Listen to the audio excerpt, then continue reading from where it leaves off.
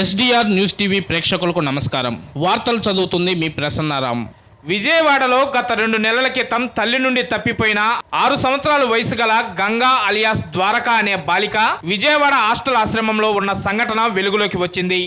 వివరాల్లోకి వెళ్తే గంగ తల్లిదండ్రులు బిందు అలియాస్ రెబకా, కాదర్ బాషా అలియాస్ రాజు ఇరువురు దర్శి, కనిగిరి, వినకొండ ప్రాంతాల్లో బెగ్గింగ్ చేస్తూ ఉండేవారు. వీరిరువురు భార్యాభర్తలు విడిపోవడంతో గంగా అలియాస్ ద్వారక తల్లి దగ్గర ఉండేది. గత 2 నెలల క్రితం గంగ తల్లి నుండి తప్పిపోవడం జరిగింది. గంగ ఇటీవల విజయవాడ హాస్టల్లో ఉన్నట్లు తన అక్క పేర్లు సరస్వతి మరియు యమున అని, తన తండ్రి తాపి పని చేస్తుంటారని, తండ్రి నెల్లూరులో ఉంటున్నారని, దర్శిపట్నంలో తన అమ్మమ్మ ఉంటుందని తెలియజేసినట్లు దర్శి ఎస్ఐ మురళి తెలిపారు. ఈ పాపకు సంబంధించిన వారు 8977038894 మొబైల్ నెంబర్ కు ఫోన్ చేసి దర్శి ఎస్ఐ మురళిని సంప్రదించవలసిందిగా ఆయన ఈ సందర్భంగా తెలిపారు.